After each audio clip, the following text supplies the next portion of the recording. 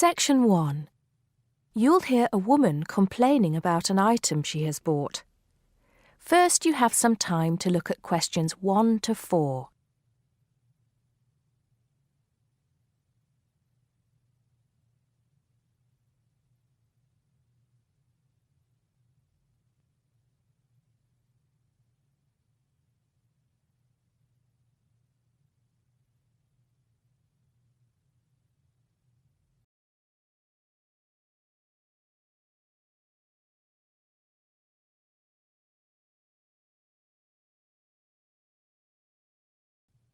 Now we shall begin. You should answer the questions as you listen because you will not hear the recording a second time. Listen carefully and answer questions 1 to 4. Smart Electricals, Mike speaking. How may I help you today? Good morning. I'm calling to complain about an item I recently purchased from your company. I'm not happy with it. Oh, I'm really sorry to hear that. I'll take you through the company's complaints procedure. I'll need to retrieve your files from our records so that we can discuss the problem properly and find a solution. I'll need to take some details from you first. Is that okay? Okay, but I don't have a lot of time. Will it take long? Not long, madam. Can I first take your name? Yes, it's Susan Yorke, Yorke. Okay. Can I have the address, please? Yes, it's Flat 1, 25 Alpine Avenue. That's ALPINE Avenue, Harchester. The postcode is HA6 5LD. Okay. Next. Could you give me your telephone number? Preferably one that we can call you on during normal working hours. Well, the home one is 01734 525 268. But you're only likely to catch me on that number in the evenings. I usually have my mobile phone with me during the day, though. It's probably best to take that number then. All right. My mobile number is 0781 233 452. And do you have the order reference number on you, by any chance? Well, I have the receipt that the camera came with in front of me. Ah, good. Which number is it? It's a bit confusing. It should be the 7-digit number on the top left corner of your invoice. Let me have a look. I need my glasses. Found it. It's DMX8443. Thanks. Now, when did you purchase the item? Well, the camera was delivered last Monday, on the 1st of February. I ordered it online about 2 weeks before that, but I can't remember the exact date. If you have another look on the invoice receipt, the date should be there. Oh, yes. Here it is. January the 15th. Okay, I'll make a note of that. So, the item is a digital camera? Yes, it's the Aqua PowerShot model in silver. Thank you. Did you take out any kind of insurance when you bought it? Well, no, it was on special offer. I didn't need to pay any extra for the insurance because it came with a special 4-star policy. Well, it means you're fully covered for at least another 3 years. Before you hear the rest of the conversation, you have some time to look at questions 5 to 10.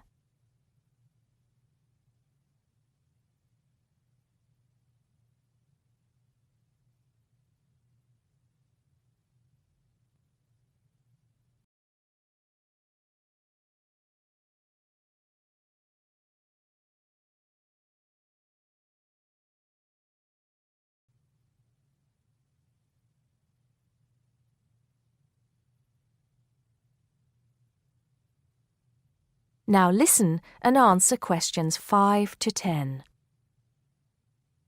Right. What is the problem? Yes, the first thing is that it came with 1 memory card in the box when there were supposed to be 2. Oh dear, I'm terribly sorry about that.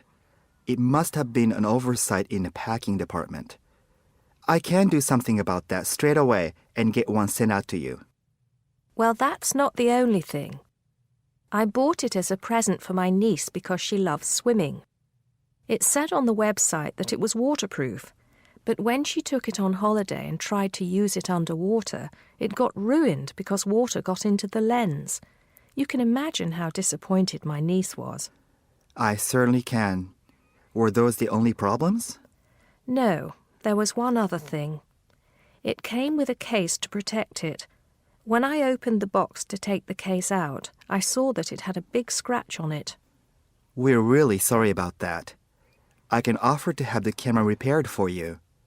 In the event that it can't be repaired, we'll send you a replacement. I don't think so. Seeing as it was faulty in the first place, I wouldn't want another one. I think I'd rather have my money back. Can I get a refund? Yes, of course.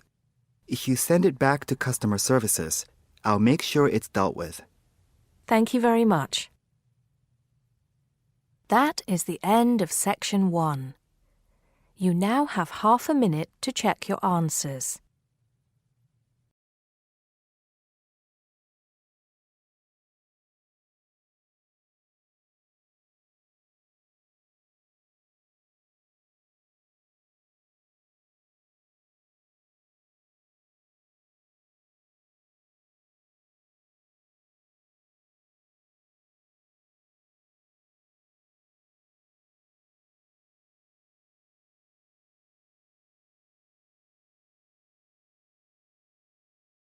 Section 2. You will hear a woman asking a shop assistant about DVD players. First, you have some time to look at questions 11 to 14.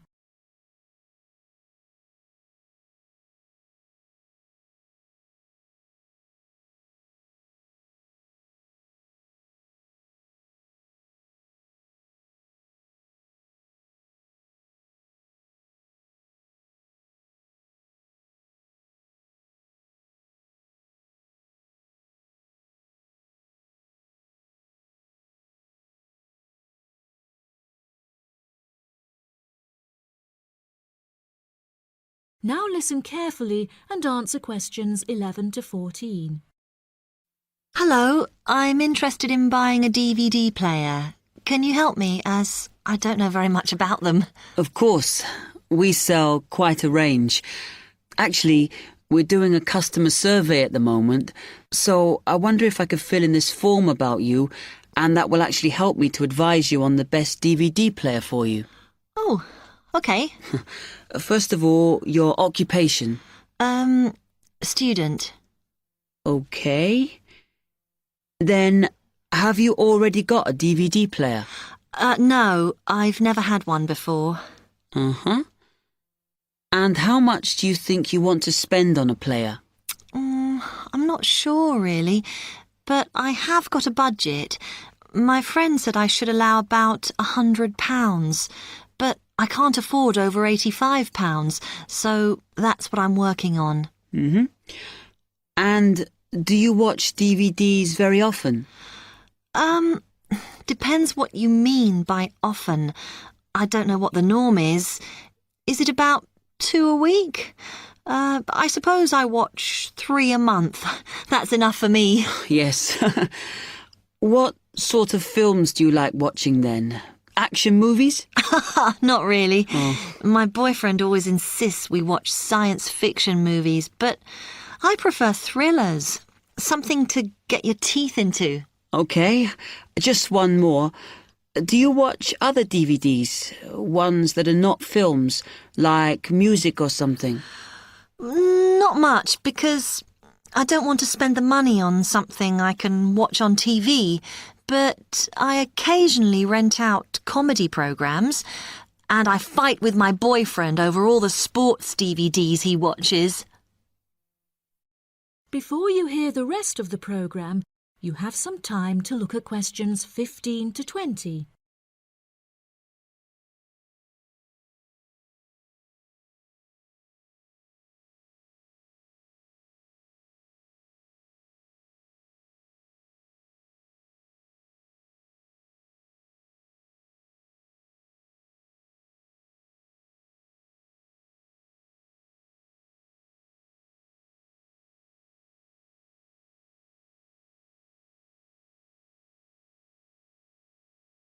Now listen and answer questions 15 to 20.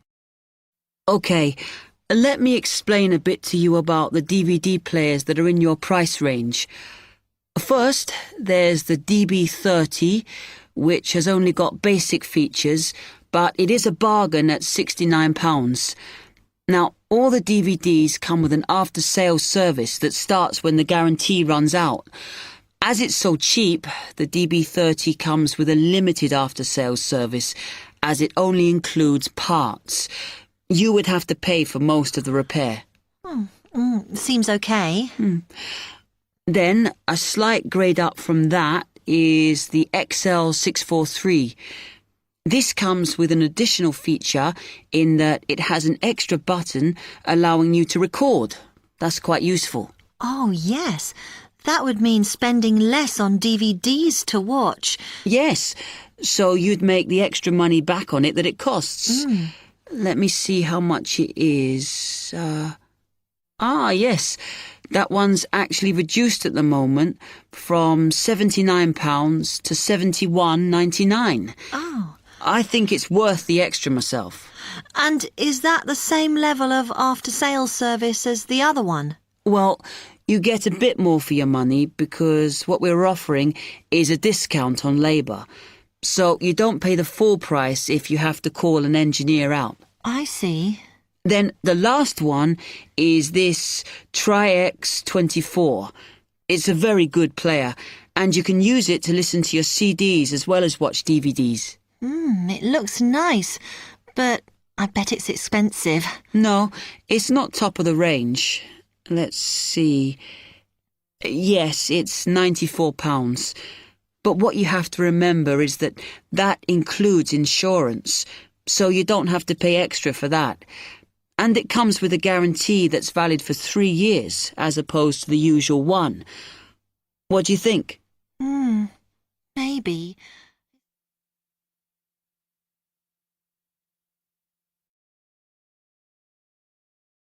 That is the end of section 2. You now have half a minute to check your answers.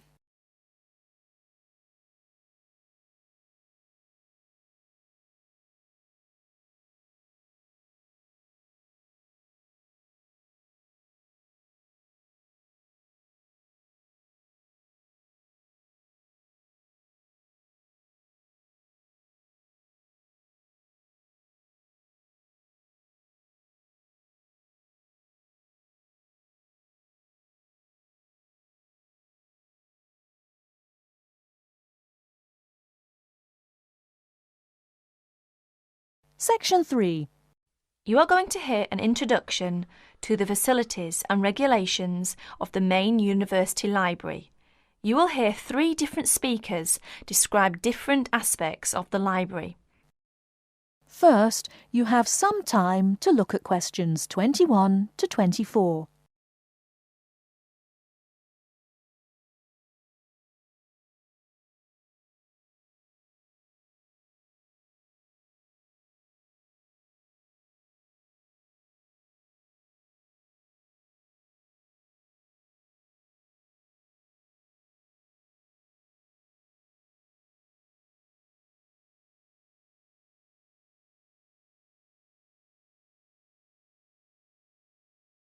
Now, listen carefully and answer questions 21 to 24. Hello, my name's John Giles. It's good to see you all here for this part of your orientation to the university. Libraries can be complicated and frightening places for new students, and my job's to make you feel welcome, show you how you can find your way around, and introduce you to people who can give you further information and advice about using the library. I'll give you a general introduction to the printed materials.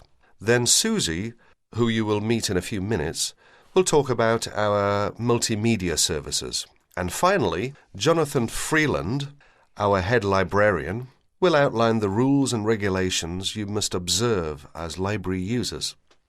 First, though, on behalf of my colleagues and myself, I want you to know that we are all at your service. Unlike many libraries, we insist that all our librarians have an additional qualification in at least one of the subjects taught in the university. You will find librarians who are specialists in science, social sciences and humanities. Most of our staff are also currently doing research and thus up to date with the periodical and internet literature, as well as the books. The second advantage we enjoy here is that all our books and periodicals are available from this building. Some of them have to be ordered from our underground stores, known as the stacks, but you don't have to visit more than one building to find the materials you need. This is because we are purpose-built. Now, how do you find your way around?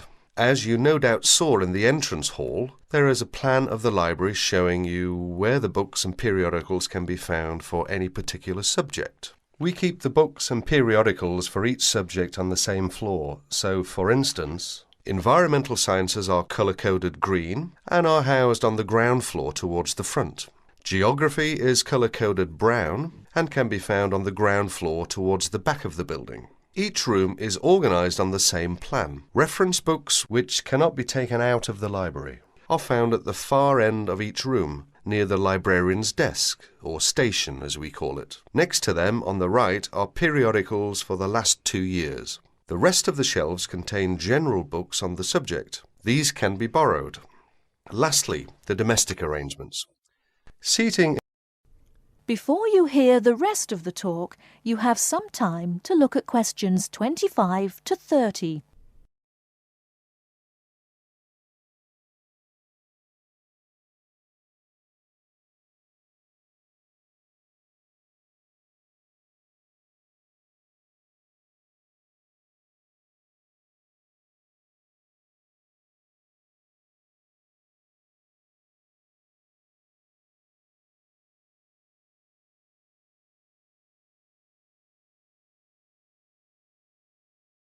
Now listen and answer questions 25 to 30. The library is of two kinds: rectangular tables for up to 6 people and individual study booths known as carols. No, not Christmas carols. At every seat there is a PowerPoint for a laptop computer. There is also a panel which lights up to tell you when a book you have ordered is ready for collection from the librarian's desk. After all that hard work, you'll be ready for something to eat. And there are slot machines on every floor where you can buy food and drink. In the basement is a cafeteria where you can order fast food such as pizza, hamburgers, and also fish and chips, salad and fruit. You mustn't bring food and drink into the reading rooms though. Here's Susie Wallace to tell you about the high-tech facilities of the library. Thanks, John. Don't worry, this isn't going to require a degree in systems engineering to get the hang of. Anyway, with computers and audio systems, the best way to learn is by doing. But here's a few tips to get you started. If there's anything else you want to know, each piece of equipment has a manual explaining how to use it, and either I or Elaine, my very capable assistant, will be on hand to get you sorted out. First off, I'd like you all to follow me over to the Multimedia Centre. You have to come through this room to get to it in any case. Then gather round and I'll talk about each piece of equipment as we get to it. Right, here we are. Now, the Multimedia Centre, or MMC for short, houses all the computer facilities you'll need for your degree studies and your language learning. Many of you are studying electronics or similar subjects. We have terrific facilities for learning CAD, computer-aided design, for you non-technies. Some leading companies have donated equipment and state-of-the-art software packages. That's a spin-off from our thriving Industry Links programme. Many of you will be going on for your job experience. But to get back to the point, we have 44 PC terminals and 6 Macs. The Macs are loaded with fantastic software for you, art and design and textile design students. Over here, you can see our 2 widescreen TV monitors. They can receive broadcasts in most Asian and European languages, as well as English. For English language news, we encourage you to use the Student Union TV room, so that those who are learning other languages can use these. Some useful broadcasts come at awkward times, so if you get a note from your academic advisor on a form we'll give you, we can tape up to 2 hours a week for you.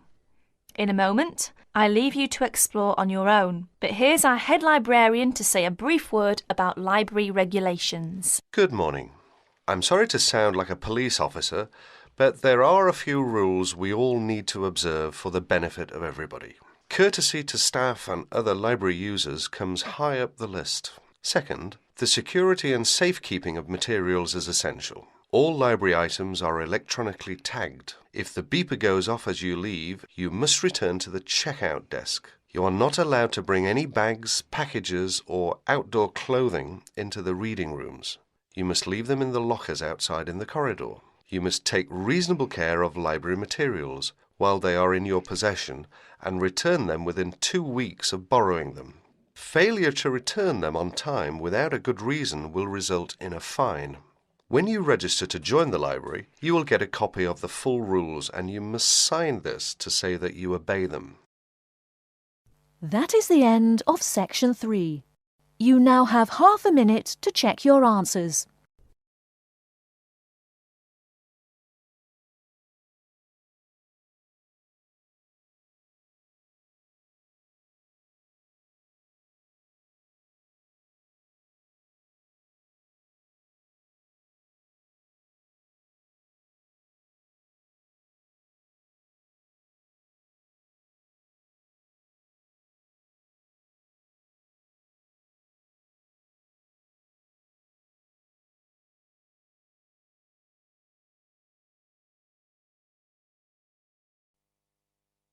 Now turn to Section 4 on page 14.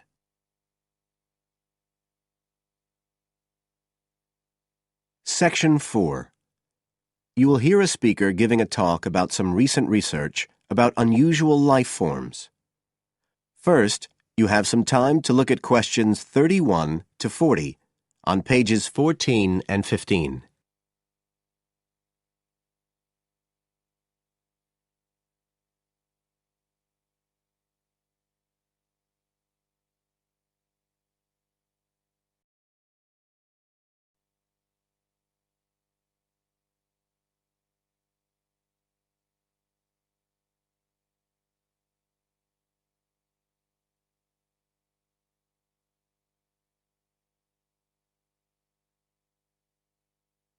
Now listen carefully and answer questions 31 to 40.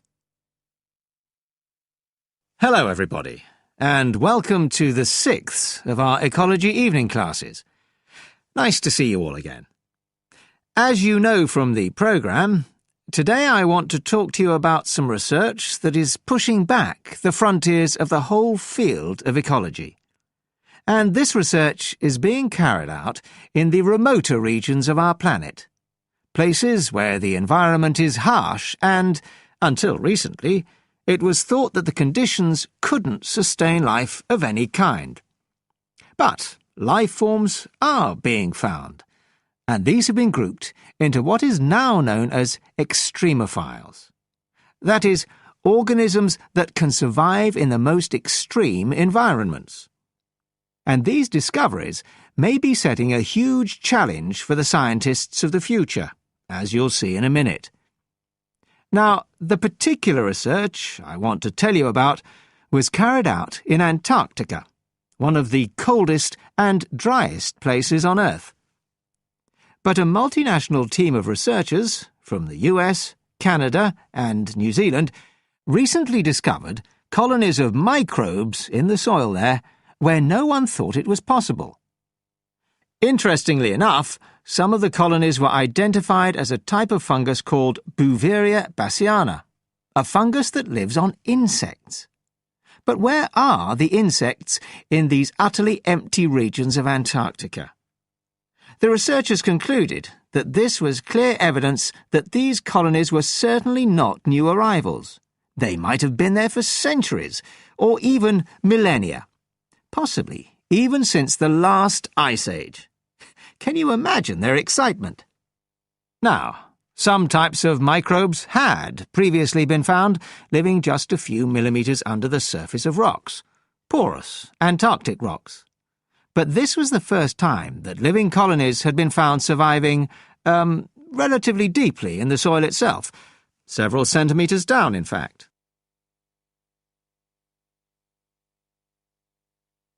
So, the big question is, how can these colonies survive there? Well, we know that the organisms living very near the rock's surface can still be warmed by the sun, so they can survive in their own microclimate. And this keeps them from freezing during the day. But this isn't the case for the colonies that are hidden under the soil. In their research paper, this team suggested that the very high amounts of salt in the soil might be the clue, because this is what is preventing essential water from freezing. The team found that the salt concentration increased the deeper down they went in the soil. But while they had expected the number of organisms to be fewer down there, they actually found the opposite. In soil that had as much as 3,000 parts of salt per million, relatively high numbers of microbes were present, which seems incredible. But the point is that at those levels of salt, the temperature could drop to minus 56 degrees before frost would cause any damage to the organisms. This relationship between microbes and salt, at temperatures way below the normal freezing point of water, is a really significant breakthrough. As you all know, life is dependent on the availability of water in liquid form, and the role of salt at very low temperatures could be the key to survival in these kinds of conditions. Now, the process at work here is called supercooling, and that's usually written as one word, but it isn't really understood as yet, so there's a lot more for researchers to work on. However, the fact that this process occurs naturally in Antarctica may suggest that it might occur in other places with similar conditions, including on our neighbouring planet, Mars. So, you can start to see the wider implications of this kind of research. In short, it appears to support the growing belief that extraterrestrial life might be able to survive the dry, cold conditions on other planets after all. Not only does this research produce evidence that life is possible there, it's also informing scientists of the locations where it might be found. So all of this might have great significance for future unmanned space missions. One specialist on Mars confirms the importance of the interaction. That is the end of Section 4. You now have half a minute to check your answers.